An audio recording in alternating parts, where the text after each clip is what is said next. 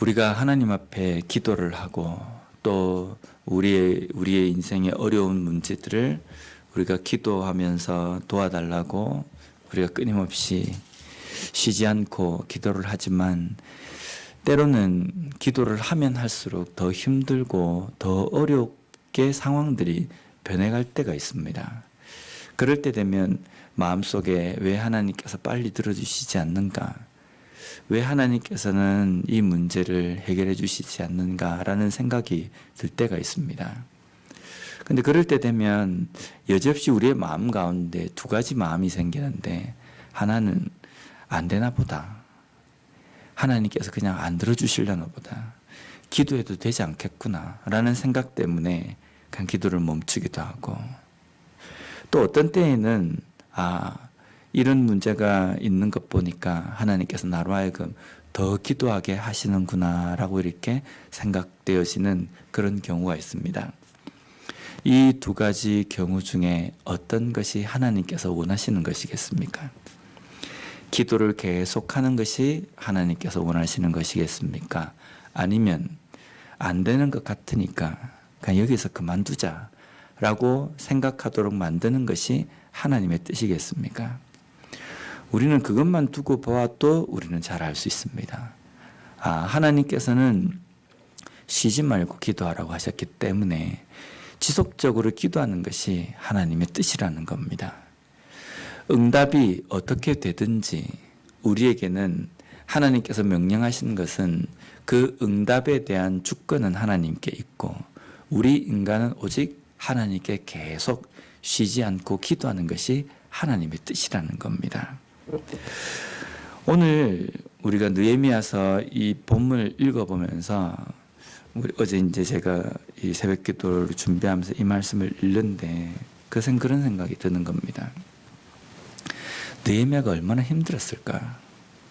성벽을 건축하는 것만도 벅차고 힘든데 거기에다가 외부에 방해하는 세력, 또 함께 성을 짓고 있는 백성들의 마음이 다운되어 있는 상황, 거기에다 뭐까지 지금 또 같이 엎친 데 덮친 격으로 되어 있냐면 흉년이 생긴 겁니다. 흉년이 생겨가지고 함께 건축하고 함께 힘을 모아서 이제 재건에 힘쓰는 사람들이 굶어 죽게 된 겁니다. 이런 상황 가운데에서 이 성벽을 중심으로 해서 안에서 무슨 일이 일어나냐면 3절 말씀을 우리가 한번 자세히 읽어보면요, 어떤 사람은 말하기를 우리가 밭과 포도원과 집이라도 저당 잡히고 이 흉년에 곡식을 얻자 하고. 가만히 읽어보십시오. 먹을 것이 없는 흉년인데 밭과 포도원과 집이라도 저당 잡히고 곡식을 얻자. 무슨 뜻입니까? 이 밭과 포도원과 집을 저당 잡혀서라도 저당 잡히고 음식을 살 수 있는 곳이 있다라는 겁니다. 내가 가지고 있는 부동산, 땅 이런 것들을 누구에게 저당을 잡히고 음식을 살 수 있는 사람이 있기 때문에 이 말을 하는 겁니다. 성 안에 있는 모든 사람들이 다 굶어 죽게 돼 한다면 흉년 때문에 곡식을 얻기 힘든 상황이 모든 사람에 적용이 되어 있다고 한다면 어디에 저당 잡히고 곡식을 얻을 수 있는 곳이 없는 겁니다.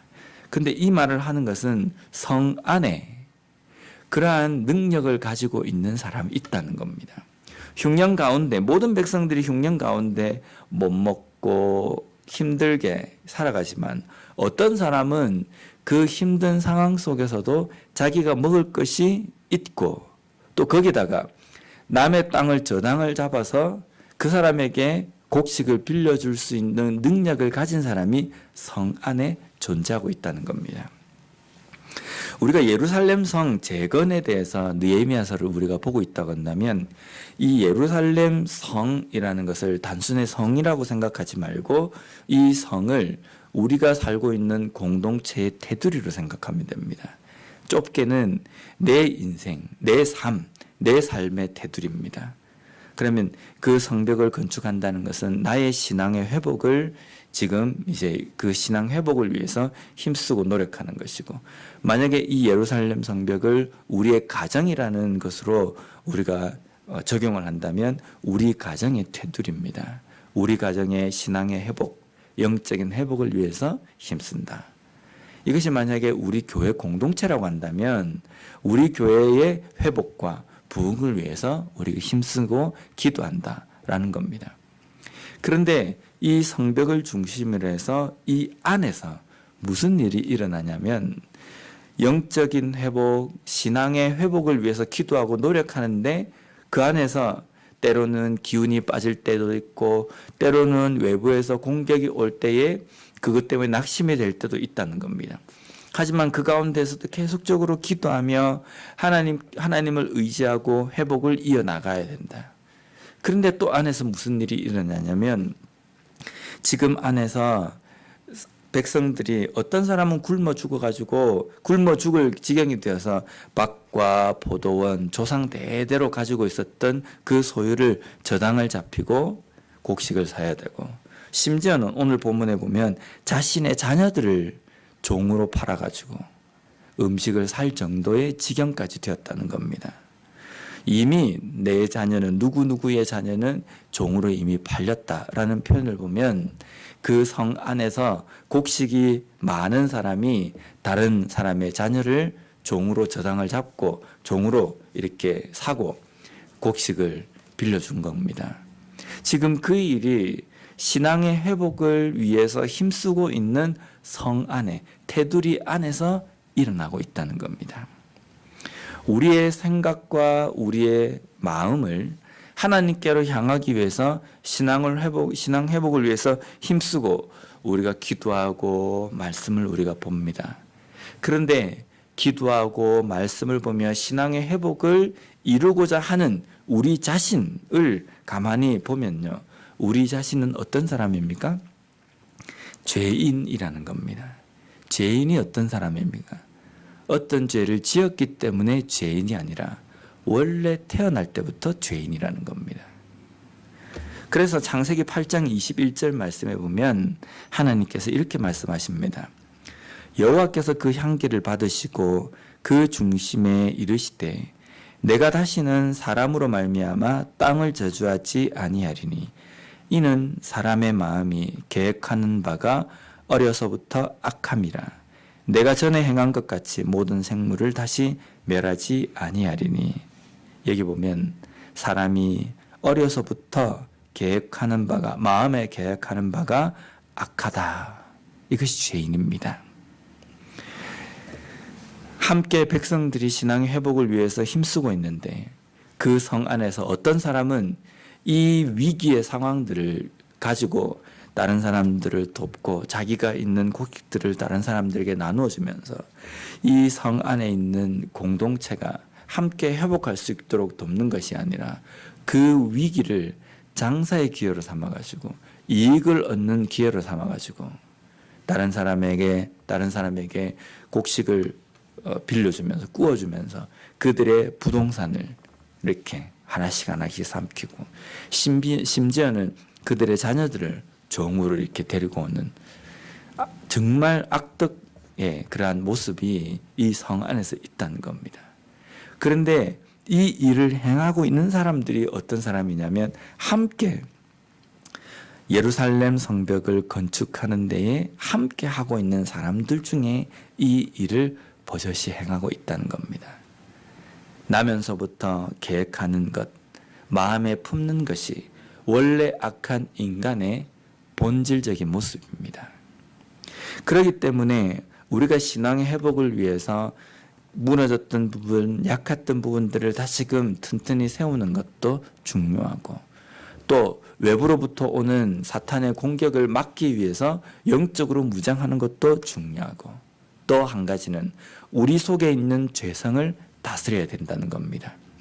나는 원래 태어날 때부터 악한 생각, 악한 계획밖에 할 줄 모르는 연약하고 또 악한 존재라는 것을 우리가 잊어서는 안 된다는 겁니다. 그렇기 때문에 내 생각을 그냥 놔두어 버리면 생각이 그냥 악한 쪽으로 흘러가 버립니다. 어떻게 하면 나 자신만을 위할 것인가? 어떻게 하면 나의 편안함만을 추구할 것인가? 이 생각을 하는 것이 인간의 본성입니다. 그렇기 때문에 매일매일 하나님의 말씀과 기도를 통해서 내 속에 꿈틀거리고 있는 완전히 죽지 못하고 살아있는 죄성, 죄인된 속성을 끊임없이 하나님 앞에 내려놓고 해결함 받고 또 그것을 죽여나가고 그것을 이겨나가는 것이 우리의 부흥의, 우리의 영적 회복의 중요한 부분이라는 겁니다. 우리가 이것을 다스리지 않는다고 한다면 함께 걸어가면서 함께 가면서 옆에 있는 지체들의 아픔과 힘든 상황들을 공감할 수 없다는 겁니다. 옆에 있는 사람은 굶어 죽어가는데 너는 굶어 죽어가든 말든 내가 너에게 곡식을 주기 위해서는 너가 나에게 물 저당 잡힐 게 있어야 한다. 담보로 해야 될 게 있어야 한다. 담보할 것이 없으면 너희 자녀라도 내놔라. 이런 식으로 함께하고 있는 동포, 함께하고 있는 지체들의 어려움을 공감할 수 없게 된다는 겁니다. 오늘 하루도 우리의 삶을 걸어가면서 내 개인의 신앙의 회복, 또 우리의 가정의 신앙의 회복, 우리 교회의 영적인 회복, 그것을 위해서 나아갈 때 다시 한번 우리 속에 있는, 나 자신 속에 있는 그 죄성을 다시 한번 다스림으로 말미암아 하나님께서 원하시는 진정한 회복을 위하여서 걸어갈 수 있는 우리와 우리의 가정과 우리 교회가 되었으면 좋겠습니다. 기도하겠습니다.